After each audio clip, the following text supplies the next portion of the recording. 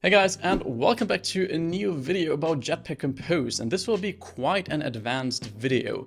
In this video I will show you 3 major performance optimization techniques you can apply in your Compose projects if you actually encounter performance issues. The last part here is really important. Don't take what I show you here as a general best practice place. These things that I show you here might make your code readability a little bit worse and yeah, just have some side effects. So please only apply these if you actually experience performance issues in your Compose UI. That's what this video is intended for. If you have a Compose UI, it does not lag at all and your users are not having any issues with this, then don't do this premature optimization. Only really optimize parts of your app if your users are having struggles with it. You will find all the code for this video down below. I already prepared it just to show you something here. This is not about building this stuff. That's something you should already know if you're watching this video. But yeah, let's just dive into it and I will show you these 3 things that you can actually make sure to consider in case you want to improve your Compose UI. And you will learn a lot about Compose because this is quite advanced stuff that goes a little bit into Compose internals. So considering what I have here for optimization number 1, I built this little RGB selector. And all this does is, if we take a look, is it has a little box with a color and we have 3 buttons, red, green and blue. And if we click these, then the box will change its color accordingly. So as you can see, nothing very special. All that is happening inside of this RGB selector. We just pass our color for the box and we have a lambda. When a color was clicked, then we just retrieve the color that was clicked on. So for our 3 buttons, if we click on red, then we will pass red. If we click on green, we will pass green and so on. So that should be clear and pretty simple. So what do I want to show you here? I want to show you if we open our layout inspector in the bottom right, and I will reset all these counts here and make this a little bit larger. This is used to actually debug your Compose UI and see how often certain parts of your UI recompose. If I now open up my device, and if we now actually click on any of these buttons, what do we expect to happen? If we click on blue, for example, then we expect that this box actually gets recomposed because it obviously changes its color. And the button will, of course, also recompose because we have a ripple effect. But these 2 other buttons should actually remain unchanged because, we really only want to change the color of this single box. And if we click on blue, then you will notice something interesting. If we take a look here on the left in our row, all of our 3 buttons actually recompose. You can see these have 1 recompose count here, even though they should actually get skipped. So to understand more why this actually happens and how Compose works when it determines which composable should actually be recomposed and which shouldn't, we need to dive into a concept called stability. So in terms of Compose, we have stable classes, stable objects, and we have unstable ones. So what is the difference? Compose tries to determine this stability by considering all the public fields of a certain class. And in general, all primitive fields are considered stable by Compose. And if a certain class is stable, and Compose determined that, and that class did not change its value, so the equals function of that class returned the same value as in the previous recomposition, then Compose will skip that composable, so it will not read-write. Let's take a look at our RGB selector. If we actually take a look at this color, colors are marked as stable, I assume. If we take a look here, then yes, here we have color. It is marked as immutable, which is even stronger than stable.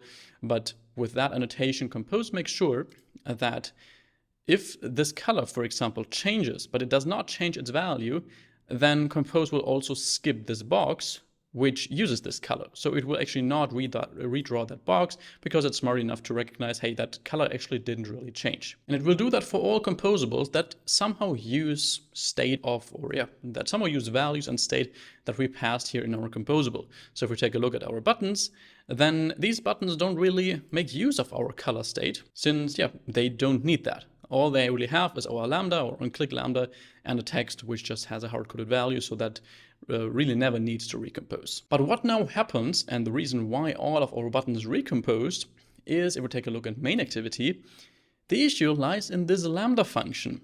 Why is that an issue? Well, what actually happens with lambda functions in Kotlin? When these get compiled, the Kotlin compiler will convert lambda functions just into simple anonymous classes. So these things that we know from object : some kind of class. And that is what these will be compiled to. And everything that we use inside of the lambda function that comes from the outside, so in this case our view model, will get passed as a parameter to that anonymous class. And the problem here is that our view model is not considered stable by default by the Compose compiler because it's a more complex object and it can directly infer that. And the view model might also not be stable. So that's completely correct from Compose that it does not automatically mark that as stable. But since that's the case, the lambda function that is created here will kind of be considered as a new instance on every single recomposition. So what Compose will think is, oh, that lambda function actually changed on this recomposition. So let's take a look in this RGB selector composable and see which composables make use of this lambda function, because the lambda function changed. And if we then scroll down, we see all of our buttons actually make use of this same lambda function. So Compose will recompose all of them. And that's exactly what happens if we again take a look here. We open our device, we click green, then you can see also the red one recomposes. If we click red, then the blue one will also recompose, and all the others as well. So obviously, normally this is not an issue, and also in this app it's not an issue. That is what I really mean. This is not a performance issue in this app. But if you have an app where such an issue leads to tons of recompositions for whatever reason, maybe you're scrolling and due to that scrolling your whole UI recomposes, then you need to start thinking about how you can solve this. And one thing how you could solve this is looking at such lambda references. So that could be one source of this issue. And the way we could solve this, there are actually multiple ways, is by going into main activity. The easiest way is to just remove this lambda and directly replace it with this way of writing it. So we just directly refer to the view model change color function here with this double colon. And then if we now relaunch this app, take a look in our layout inspector, increase the size a little bit, zoom in. If we now take a look here at our 3 buttons and we click on green, now you can see that our other buttons are actually skipped. So these grayed out ones here actually mean that these buttons were skipped. Because now this, the button we clicked on, or the lambda function rather, that we passed here to our RGB selector is not considered as a new instance anymore by Compose, so it won't recompose any of these buttons, or rather just the one that we clicked on, because there is this ripple effect. But what actually, if you have a more complex lambda and you can't easily use this way of writing it? So this will only work if the function of the view model, in this case change color, accepts exactly the parameter that the lambda function provides. So our lambda function here just has one color parameter and it returns unit, and that has to be the same signature of our view model function. That doesn't always work. So what could we do instead if we can solve it like this? Then another way would be to use remember and explicitly remember our lambda function. And now it starts to get unreadable, and that's what I mean. Only do this if you really have performance issues. But let's see how this would work.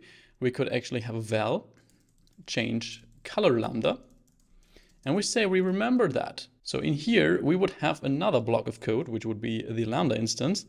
And we also want to declare that this is actually a lambda that takes in a color and returns a unit. And in here, you can see we now get our color, and we could then say view model dot change color, and we pass it. Then we can take this change color lambda and pass it down here in our RGB selector. We launch our app and we should then see a similar result as before, or rather the same result. We take a look, zoom in, open our tree right here. And if we then click green, you can see then also our two other buttons get skipped, just like before when we directly pass the reference of the function from our view model. Just if you have these lambda functions that you directly create here, then they will just get created on every single recomposition. And this is really only an issue if your lambda function here uses external references. So it uses fields that are outside of this lambda function that are not marked as stable by Compose. So if we would have a color state here directly without a view model, so our color by remember mutable state of, let's say color.red initially. And if we then say we simply update our color here to it, since this is marked as stable, this is an external field, but it is marked as stable, then the result we see should be that even though we now create a new lambda here, we should not see any issues with recompositions. So we take a look here at our buttons, we click on green, and then you can see only the button we clicked on actually gets recomposed and not the other ones. So now it doesn't even get skipped because we don't really, it doesn't need to update these. So let's now get to issue number 2, or potential performance optimization number 2. Let me clear all these other tabs here, and I want to go into my optimization 2 package. What now happens if your Compose code or your Compose module uses some kind of external modules? You can see I have an external module here. That could be your own module. It could be a library.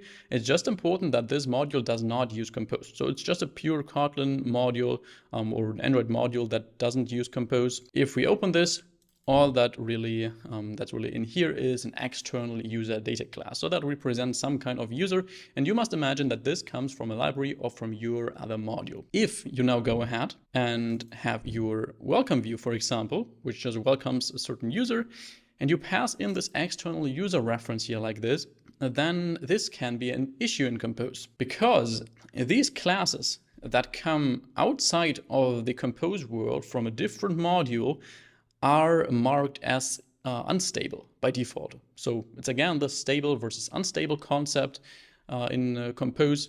And since Compose can't really guarantee that these classes will never change, and that Compose can guarantee that 2 equal instances of this class will always return true for the equals function, it will simply mark that as unstable. And the issue of this is simply that it could also lead to more recompositions as you like, because Compose might always consider this as a new instance because it's marked as unstable, instead of, if it actually didn't change, then Compose normally would also not update its UI, but here it might because it comes from an external module. So how can we fix this? This fix is rather simple, and you will probably already know this pattern, and that is that we can use such a mapper. So we will have a mapper in our UI layer, and we just map that external user class to our own custom user class, which contains the same fields, and we then have a function external user to user to convert it to our own user, which is now inside of our Compose module and therefore marked as stable, since it only exposes public stable fields. All these fields are strings, so they are stable by default from Compose. And we also have this function to convert our user back to an external user. That of course makes sense if you very often deal with these users and you need a lot of these fields here. Another alternative to this approach would be that if we take a look in our welcome view, all we really need is this username here of this external user reference. So what we could instead do is we could also implement this alternative, which simply takes in the username. So now it's suddenly not an external reference anymore, because it's just a string, and strings in Compose are just marked as stable. So then Compose can actually safely detect changes in that string and only recompose this view when it needs to be recomposed. But if you need a lot of your users' fields here in this composable, then the better alternative will probably be to have such a mapper to map in between of your users. All right, cool. So let me close all these other tabs here again, and let's get to optimization number 3, which we can see here. I implemented a little custom grid. So let's imagine you have some kind of video calling app and you want to display a bunch of video feeds in a grid. but you're not okay with a simple grid view. You actually want your custom grid with custom alignments, just like I did here. So we have 3 video feeds in this very simplified example. And in the first row, we simply want to take the first 2 feeds, and then we want to have another feed which is just aligned in the center in the second row. And then we just, in this simple example, we just have a row which displays both our first feeds and, in this case, just a single of our other feed. But you can imagine if you have some kind of layout that displays a bunch of items in a certain order with your own custom layout, then this optimization will, might be necessary. And I also implemented a little feed view model, which simply provides a bunch of feeds which are generated here. So just a video feed object with a random ID, a certain user it belongs to, and we also generate a random background color, so we can just distinguish these feeds a little bit. And then it has a function which will rearrange these feeds. So it will just shuffle the list and therefore update our compose layout. And if we now take a look in main activity and let's uncomment, rather comment all this code. And we implement our other custom grid here. We first of all want to get a view model reference of that, which we can say is equal to view model. And this time it's a feed view model. And we get the feeds by saying is equal to view model dot feeds. And then we can simply have a column. Make sure we fill the whole size of our screen. Fill max size, and we can then say, okay, in here we have our custom grid. We pass in our feeds. Just make sure that we also fill, our whole width, fill max width, and below that, let's just have a button. And when we click that button, we say view model, rearrange feeds. So when we click that button, we just shuffle our feeds. And we say, okay, shuffle feeds. If we launch this, again, take a look at our layout inspector. Then we will see something like this. So we open this composable tree again. We have our column with our custom grid, with our 2 rows, and our video feed views. If we zoom in a little bit and we open the app here, then that's how you need to imagine that. So we have 3 feeds which are just arranged in this kind of grid, each belonging to a certain user. If we now click shuffle feeds and we just shuffle the order of our feeds, then something interesting will happen. You can see our whole layout recomposed basically. If you click that again, everything is red, and you can also see here every single video feed just recomposed. And if we think about that, is that really necessary? Because none of these feeds actually changes its layout, but only the order of our feeds changes. So none of these feeds needs to be redrawn on our screen, but here in this example, it actually gets redrawn. So why is that? The issue with this is that Compose, when the list actually changes, or when the order of our list changes, Compose can't really see, okay, that feed that was first at position 3 is now at position 1, because Compose does not have a way to actually compare what belongs to a feed or what identifies a feed. And that's very similar to what we are actually already be able to do with a lazy column. So if you have a lazy column, you are able to pass in a key, and this key can be used to achieve this same behavior. So lazy column already has this behavior that we are implementing here, but since we have a custom grid here and also not a lazy grid or so, we need to implement this on our own to have such keys and tell Compose, hey, when this modifier or this value of our feed in this case changes, here it would be simply the ID, then you don't need to recompose because it really just changed the position in our grid. So let's take a look how we could implement this. It's actually a very simple fix by going into our custom grid. And here in the first row feeds, we want to surround our each video feed with this key. And in here, we simply pass in the value that identifies a certain video feed. So we can say feed.id and then simply pass in our video feed here. So this will now only recompose if the feed data actually changes that has an effect on the actual composition, on the actual look of our composable. But if just the order gets changed, then with this key we achieve, that, yeah, there is no recomposition when the order changes. We also want to do the same down here for our second row tracks. Pass in feed.id and then launch this. And if we now also take a look at our layout inspector again, open up our composable tree for a custom grid. Here we have our video feeds, and we now take a look at the app. If we now click this, you can see now nothing actually gets recomposed. So only the order of our feeds changes.